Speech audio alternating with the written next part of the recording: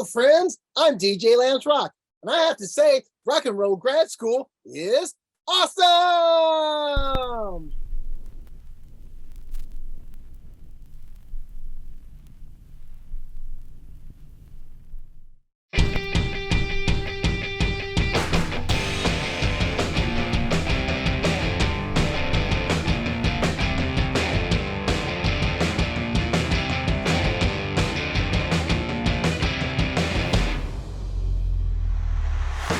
This is Rock and Roll Grad School with your hosts Heidi Hedquist and Luke Poling. Hey, they're halfway there, living on a prayer.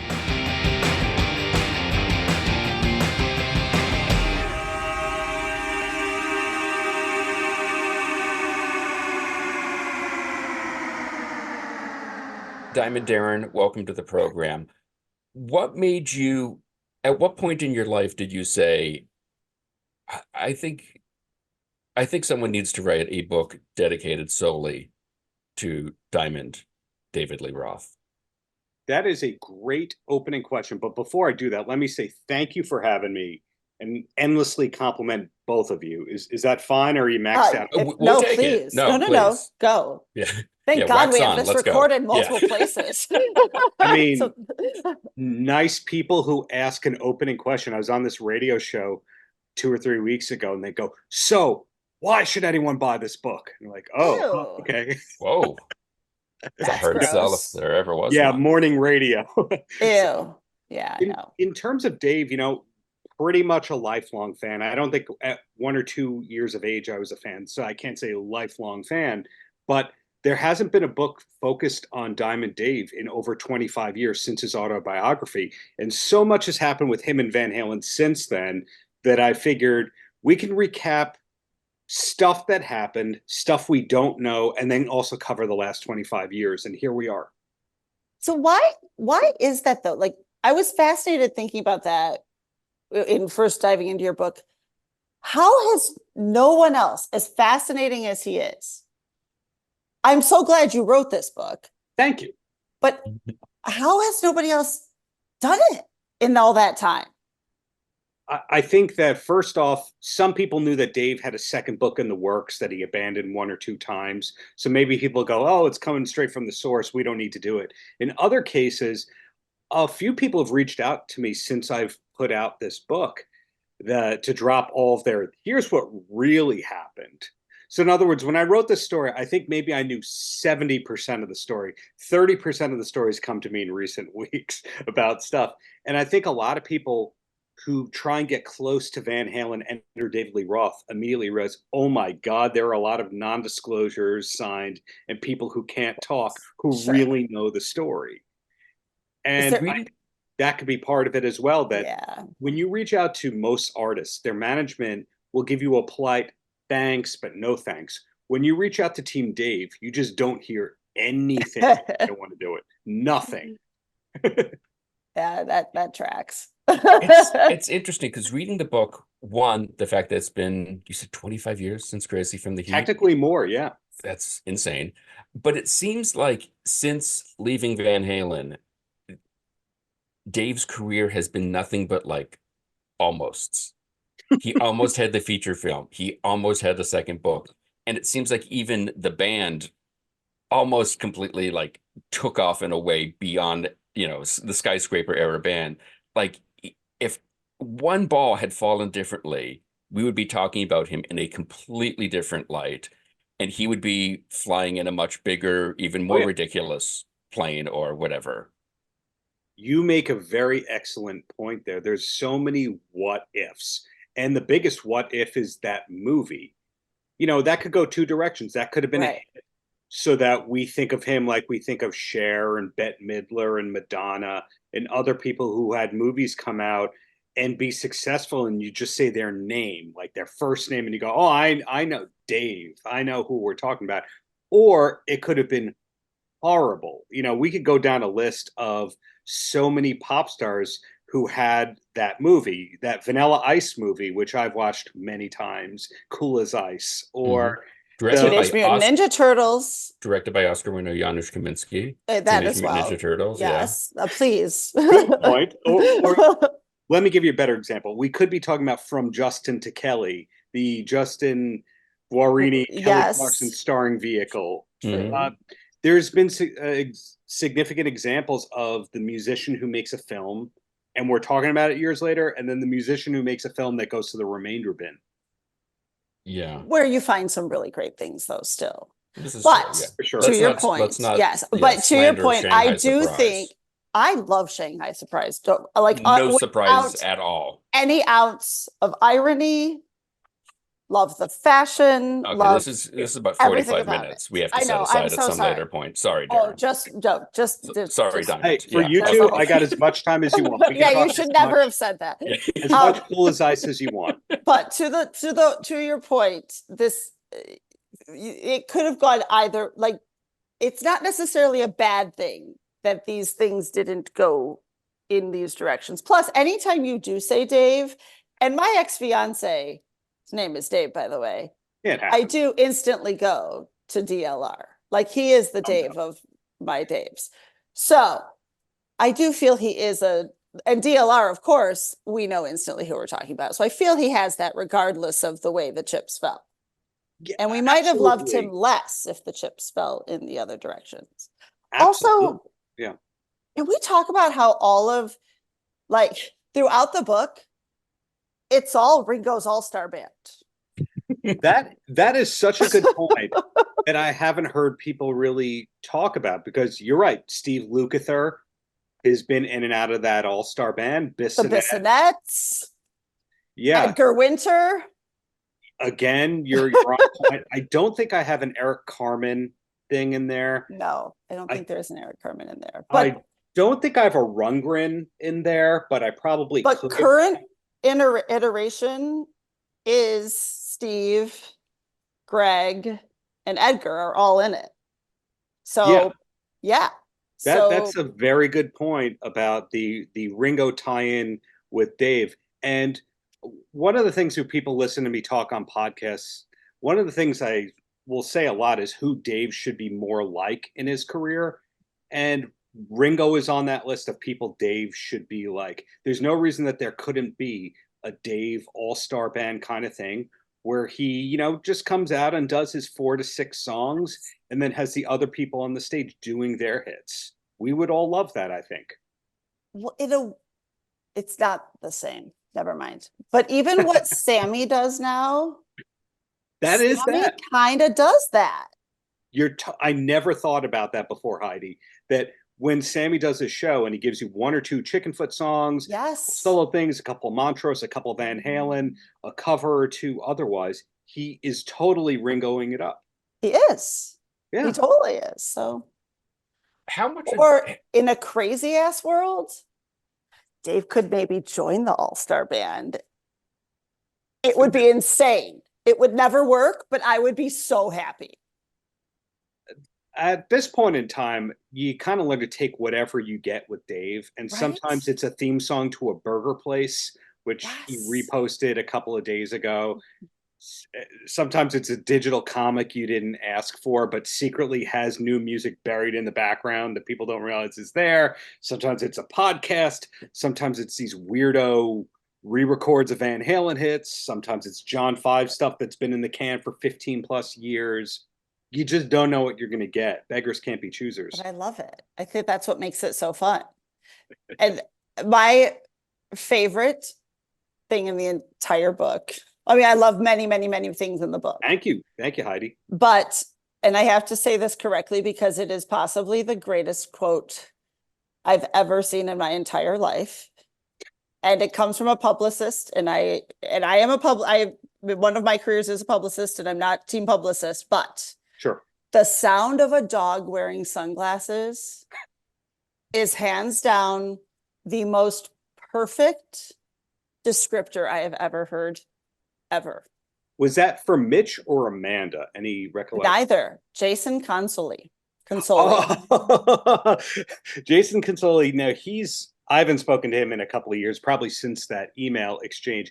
Jason survived TVT Records, which is just one of those infamous labels. Yes. Where, Trent Reznor accidentally bankrolled that record company. So did Lil Jon and all that. which is awesome. Yeah. But to describe DLR as that is who he was as a frontman it's perfection. It's so right on because it's insane, but it's adorable, but it's crazy, and it shouldn't work. It should be offensive, but you love it, but you hate it, but you can't look away, but you want it, and you want to get close to it, but it's weird, but it's fun. Well, It's right on. to rudely interrupt you for the first of many occasions Oh, where please that do. will be happening. The first interview I taped today was with a professional wrestler, and I like to. Yes. When I interview a wrestler, I don't want to go, so tell me about that big match coming up. And then they go from real person into, well, let me tell you something. I hate that. So I was looking at either his wife's Instagram or his, and I saw a photo of a dog wearing sunglasses. And that just immediately took me back to that whole thing. See, it's all coming full circle. And Well, that that's all also right. leads me to say there's so much Dave in professional wrestling. There's so much professional wrestling in Dave. Yes. And it's interesting 1000%. reading the book. It's again interesting that he is such and I'm going to say it, and it's going to sound pretentious, but he is such a polymath that when you find out about any of his interests, EMT, living in Japan, getting into tattoo, like all of the stuff, like anybody else, you would be like, this is weird. But he's reached a level where you're just like, yeah, that sounds about right. Do you think he wasn't more successful with music post Van Halen just because he had so many irons and so many fires that he just couldn't kind of tunnel vision the way, let's be honest, the other two guys in Van Halen were just like, we are going to focus solely on these records and this is going to be our thing. That could be part of it. I think the bigger problem, and I allude to it in the book, but I'm not very explicit about it, is the periods of Dave's career where he doesn't have a manager or a collaborator finally editing Dave's ideas is when he is doomed. So the first few solo records and releases, you can't really say records because Crazy from the Heat is 4 songs. So the first few releases, Crazy from the Heat, Eat 'Em and Smile, Skyscraper, he has Pete Angelus as his co-pilot, or at least publicly, that's his co-pilot. He's in the music videos with Dave in the fat suit. He's around.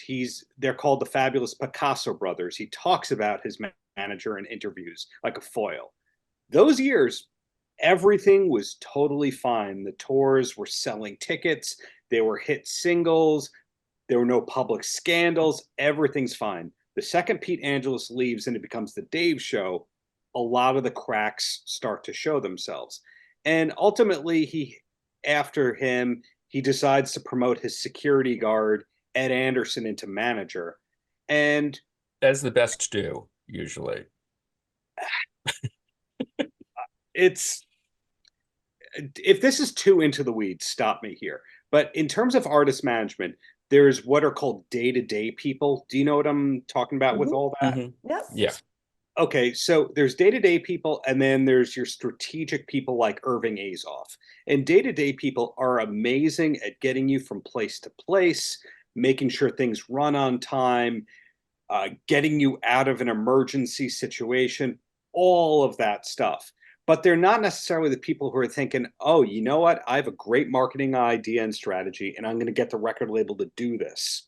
So with Ed Anderson at the helm, he had really good public relations. He was reaching out to writers and editors and fan club people and making them at home, but he wasn't thinking the way that Dave needed. So after him, it goes to a person, Kieran. Kieran was around for a while and he was like sort of an assistant, sort of a manager. It didn't end well.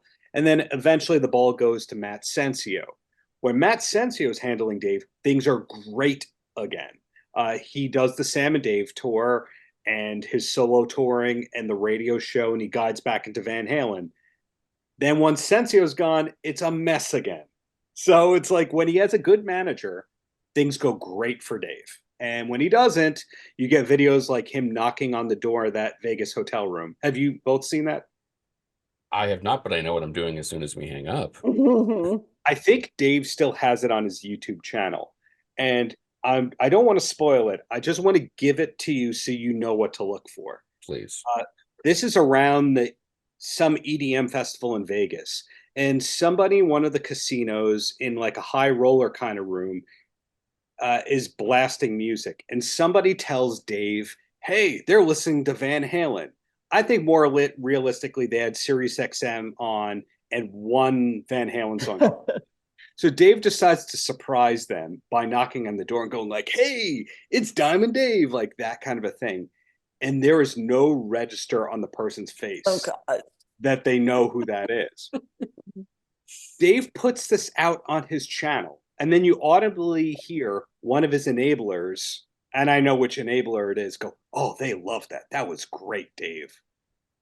You will watch this and go, oh, they have no idea who that is. This is a bad look. And why did you put this out on the internet? It's well, and even the reunion with the Van Halen brothers has always seemed to me the byproduct of Wolfgang being like, Yes. let's just do some songs. Let's just we don't have to write anything new.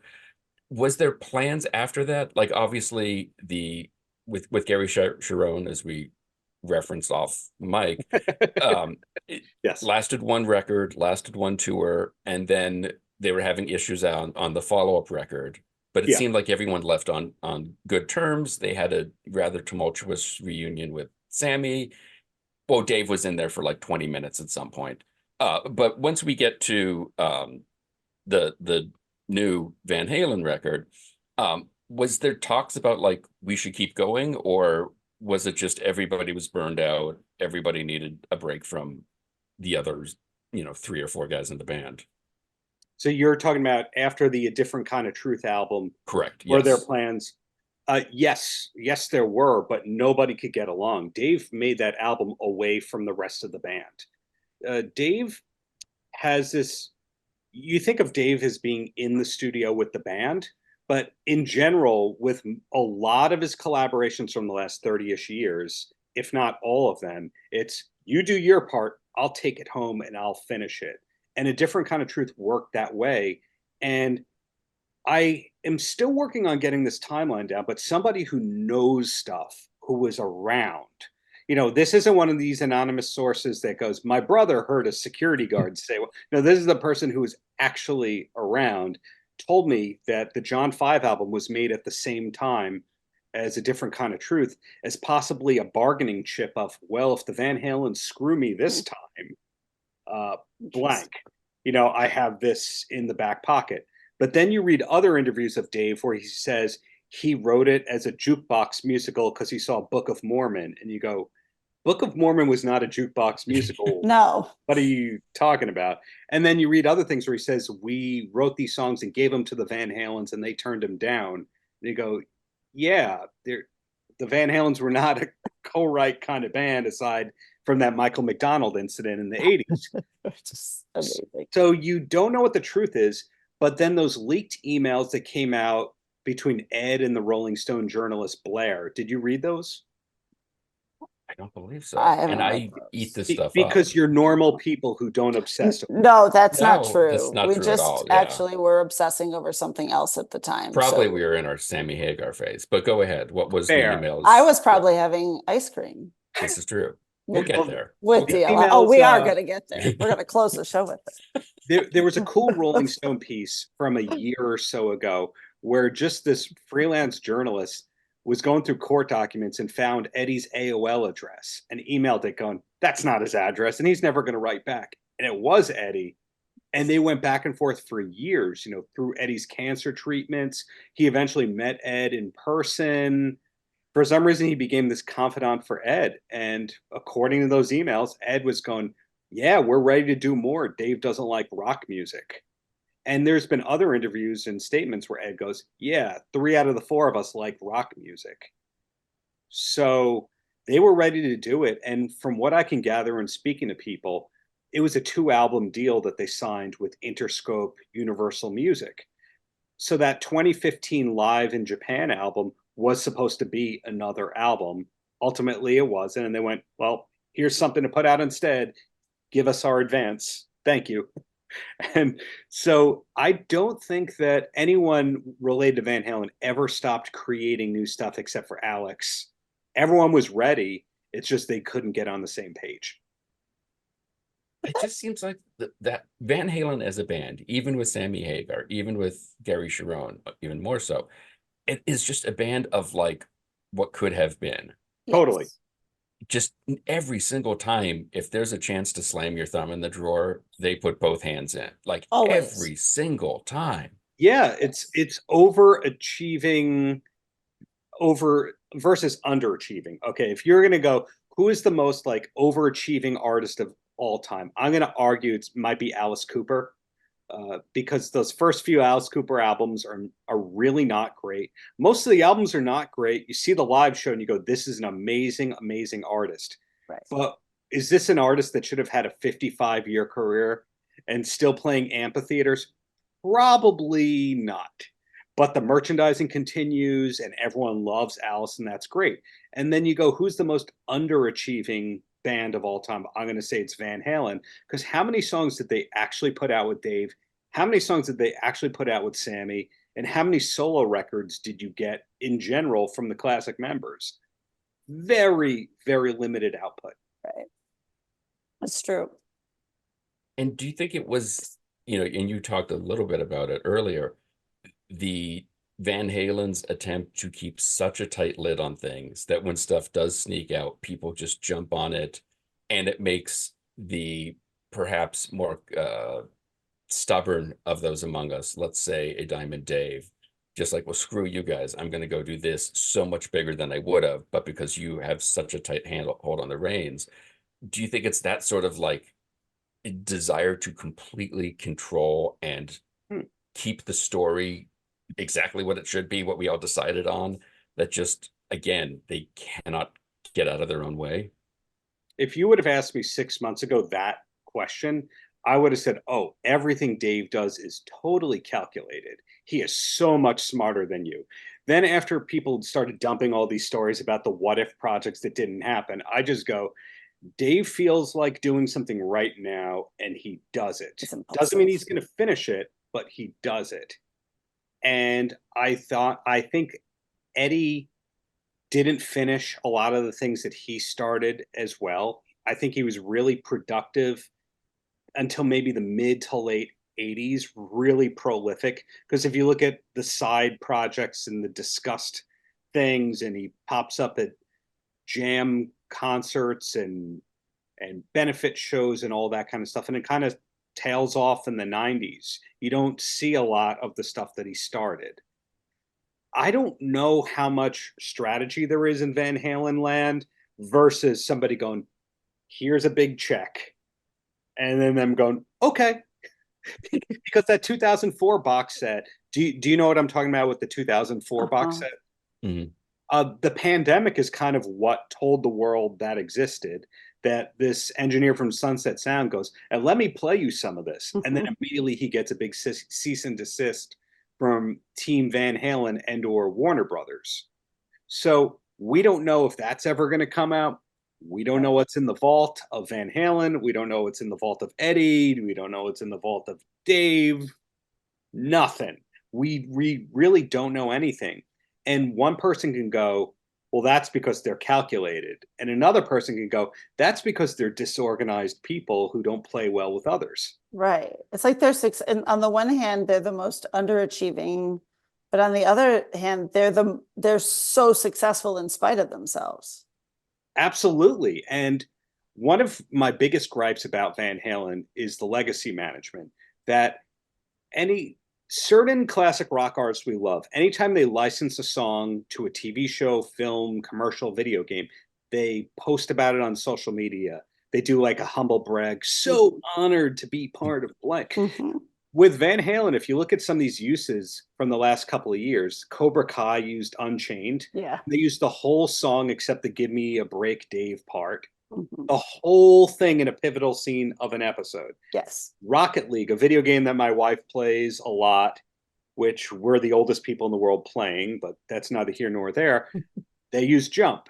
And Jump also popped up in an Applebee's commercial, a Jump McDonald's pops up, UK commercial. You would want to tell the world this stuff to remind everyone of, hey, this music matters to future generations. They're not.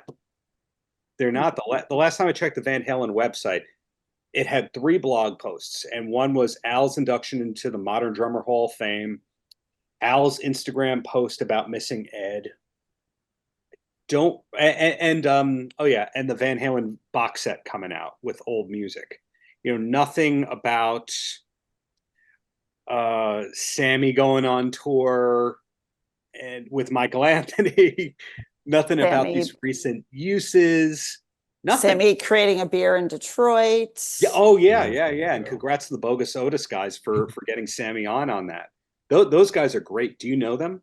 I do. Yes. Michael Anthony being the coolest guy ever. I don't know Michael Anthony, but seeing him with Anthony, I've decided he's my favorite of all of them now. Yeah. He's Nobody has any cool. problem. No one has any problem with Michael Anthony except the Van Halen brothers. And you don't know what went down to cause that. And why they can't, they shouldn't. He just seems awesome. And when he was with Sammy, Sammy was like, dude, I'm going to let him take the notes on this one because I don't have him, which I love that he owned it. And then he's like, he probably should have been singing lead the whole time anyway. He was so cool about it. And he sounded amazing. So I'm very team Michael Anthony. Yeah, when you go through the history of Van Halen and Van Hagar and Van Sharon, never once do you see, hey, we couldn't do that tour or that session because of Michael Anthony. Right. Mm-hmm. You never hear, you know what really held us back? Michael Anthony. He was just too nice to everybody. And he's just happy being Michael Anthony. He's kind of like the uncle that you wish you had, or the pub buddy that you wish you had. Yes. He's the Ringo. Let's go back to Ringo. It all comes back to Ringo always, but he's the Ringo. Just happy being Michael. He's happy to be there. Let's just have a good time. And so many bands have that Michael Anthony guy. I would say Jack Blades, who played in Ringo's band, is that Michael Anthony guy. Yes, for sure. And they're always a pleasure to work with. They don't publicly talk smack, and they're always working on something. I have a feeling that there's a lot of Michael. I can't give you documentation or prove it, but I have a feeling that there's a lot of Michael Anthony stuff that he worked on that we don't know about. I'm sure. I bet you're right. Ain't talking about Michael Anthony. I hear you. As a Van Halen fan, as a David Lee Roth fan, how much of this book, in compiling it all in whatever it is, 250 pages of everything, how much were you just like, it just killed you to finish that chapter where you're like, and this didn't pan out like it should have, and Steve Vai left, and this happened, and every little thing, just Luke always brings it down. Well, but just you hope the best for musicians you love and artists you love, and it just seems like they are constantly throwing stuff into the fires of defeat, or Dave in particular is throwing stuff into the fires of defeat. Again, like we were saying, just when it's about to maybe hit another gear. Yeah. As a fan, what is that like for you every single time? At first I didn't know what the book was going to be because I had all these interviews, but I genuinely thought that I was going to hear back from Team Dave in some respect.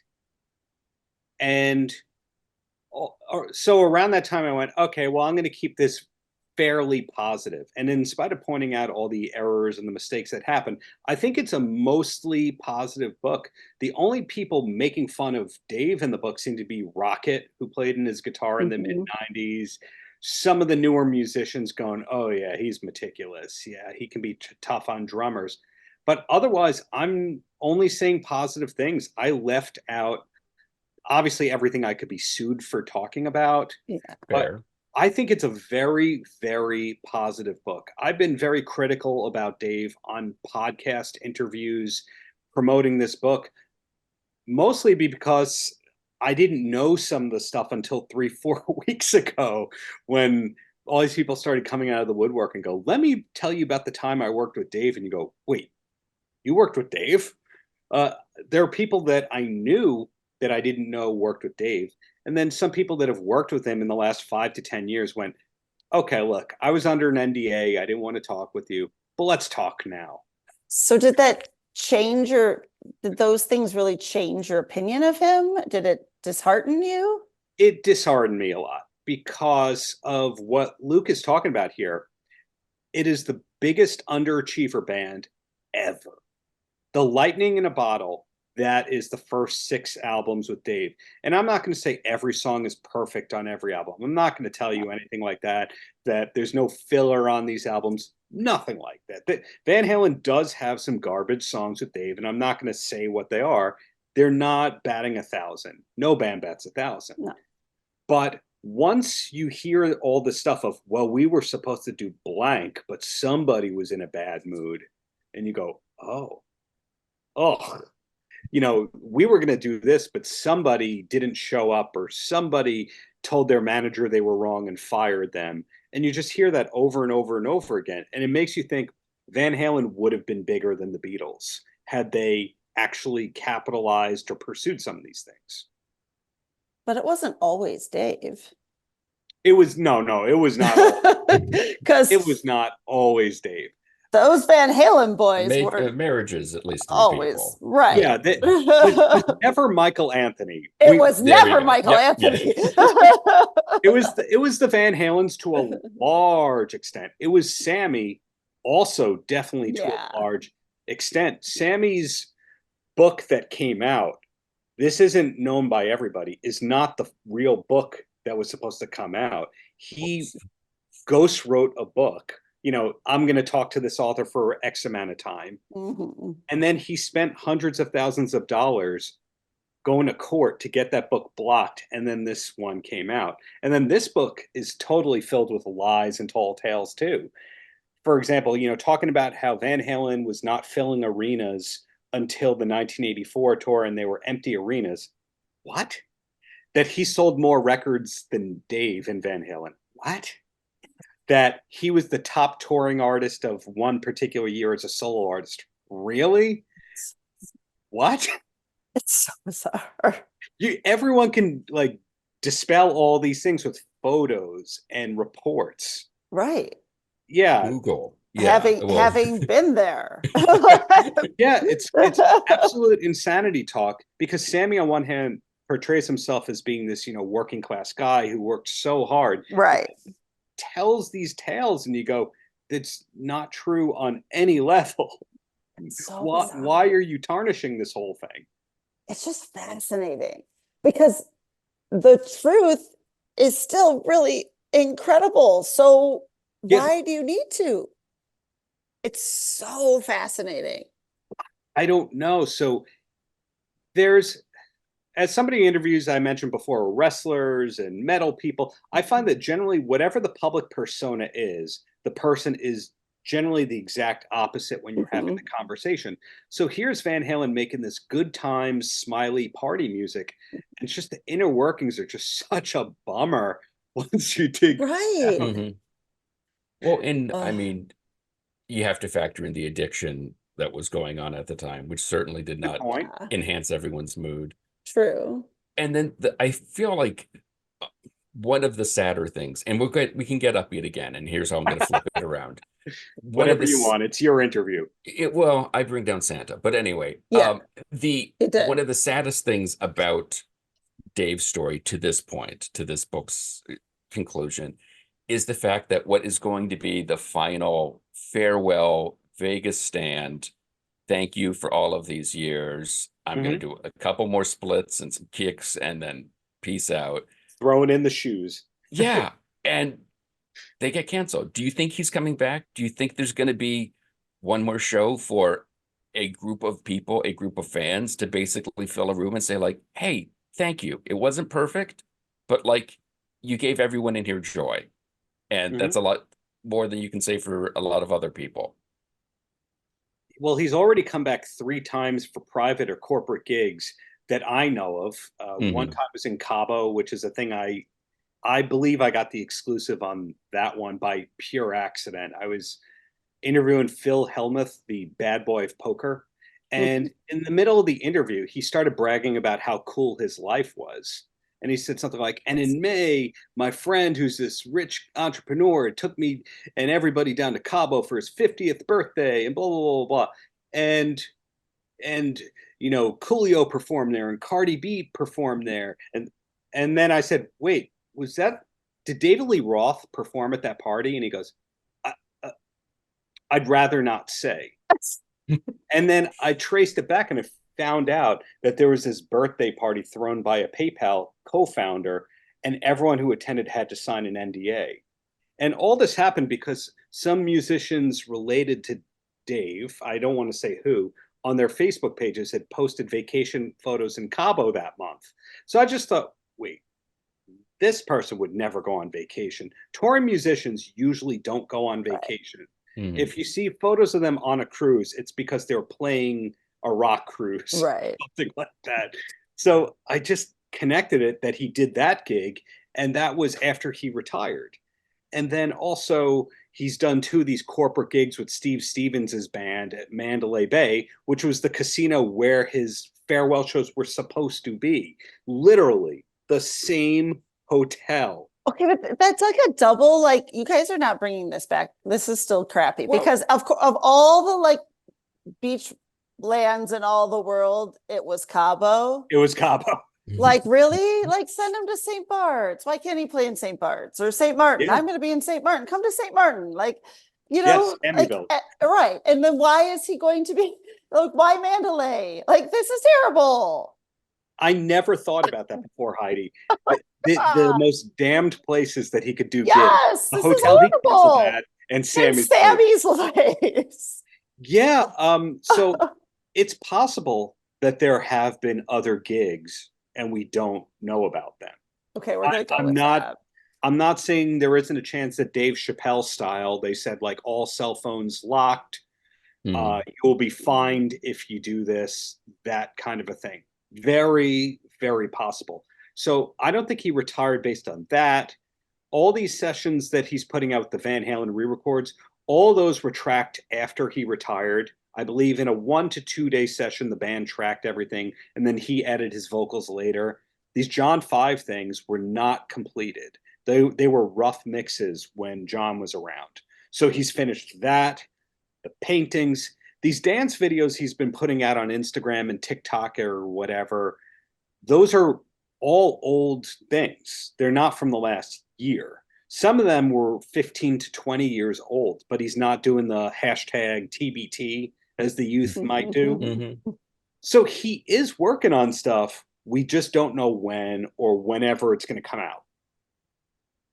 Did that answer or It waste? does. Well, because it seems like there's again the promise of like you ran down a list of stuff where if any of that stuff happened, it'd be like, wow, that's so cool. It's gonna happen. He's got a partnership with Danskin. Amazing. Let's go with this. It's just like again, it's like snatching defeat from the jaws of victory, and it's like it would be great to have a period at the end of this sentence where we can all, as a nation, as a body politic, gather together and, like I said, say, thanks, Dave. This has been entertaining. I'm totally with you. So the Satriani stuff, I'm still waiting for my contacts to tell me what happened, but it sounds like they did rehearse. People always go, is Alex Van Halen ever going to play drums again after his brother passed? He did. I just don't know how far all that went. So Dave was looking to come out for that, and it didn't happen. In terms of these Vegas residency shows that got canceled at the last second, they were totally taking the bus from Pasadena to Vegas for it was going to happen. There was just last minute COVID stuff that did happen. Never rescheduled it, but the band was super tight, rehearsed. They knew what the set list was. It wasn't going to be tracks-based stuff. It was going to be about more the first few Van Halen albums, that kind of stuff. Guitar, bass, drums, power trio, backing Dave. But could a farewell show happen again? I don't know. And the reason I say that is some of those people have spoken to me. So I don't think that they would love to work with Dave again. I don't know if Dave is in the position to get another band together. I don't think that he has the pick of the litter where he go, oh, anyone will play with me. Mhm.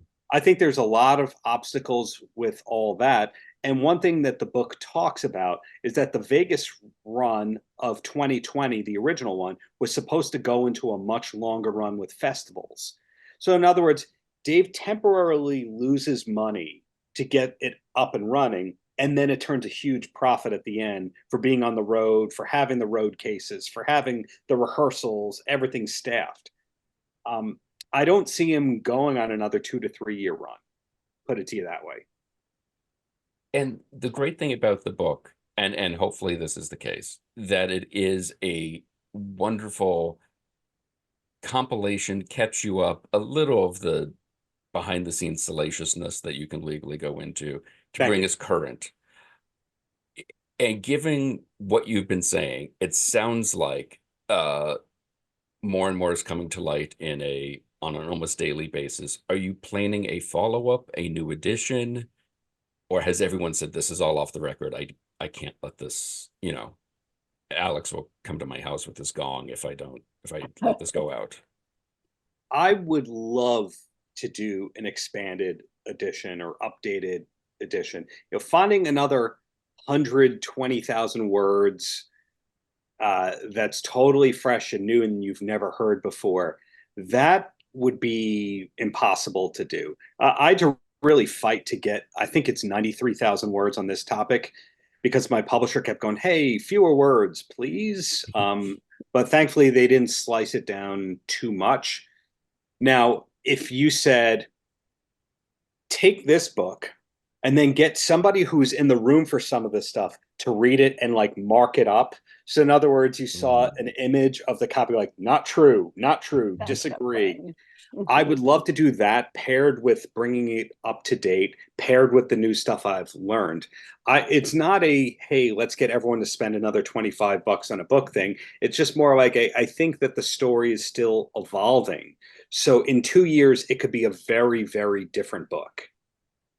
Do you think we're ever going to get the full story from either Dave about his career, both in the band and post, or from the Van Halen estate, that it all comes to light and we all kind of can appreciate and take in what we were all blessed with? Let's put it that way. I'm just guessing like anybody. I think that as more time goes on, some of these people are going to go, I don't care about my NDA. Who's going to come after me on this one? It doesn't matter. I think there's going to be some extent of that. I think that in the way that in the last few months we've seen that Donington 84 show happen, the Super 8 footage from 78 Niagara Falls, that could happen. That could just be disgruntled people going, let's just let the fans have it at this point. We've also heard some Ted Templeman supposed demos leaked in the last year or so.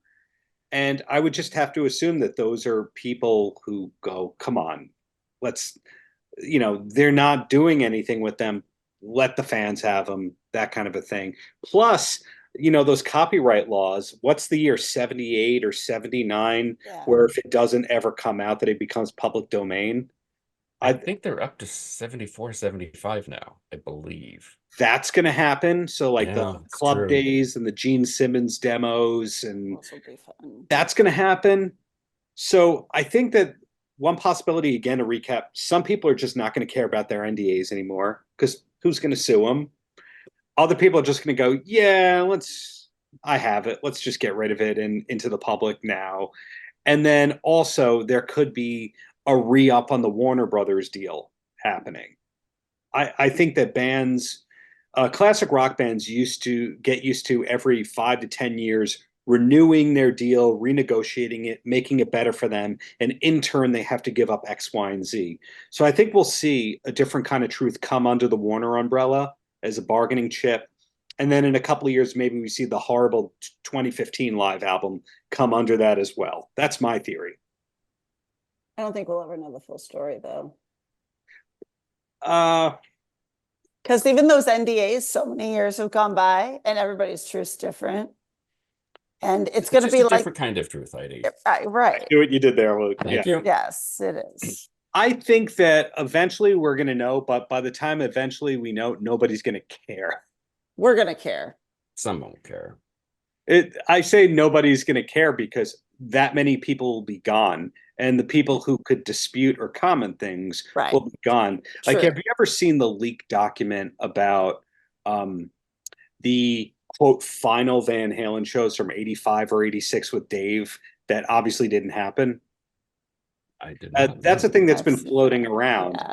And it's like people have it. Right. Kind of no one cares in a way.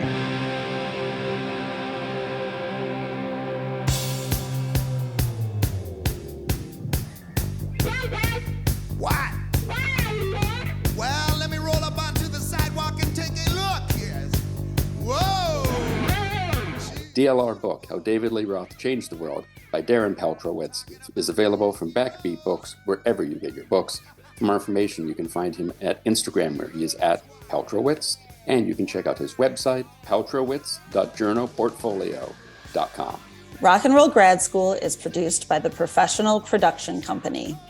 Please be sure to rate and review us on Apple Podcasts because your impassioned review is just as honest as us standing backstage waiting to come back on for the encore. For more information, you can check out our website, rockandrollgradschool.com. And like everyone else, we're on Facebook, Twitter, and Instagram. Today's show was recorded and produced by Heidi Hegquist and myself from our world headquarters located on the second floor of the professional office building, centrally located downtown. Our reluctant executive producers are John Sauvé and Sandy Stone. Our willing executive producers are Rachel Allen and Randy Jeanette. Our intern is Zach Jackson. This one's for Philippe. Thanks for joining us. Good night, drive safe, and may all your favorite bands stay together. The Yankee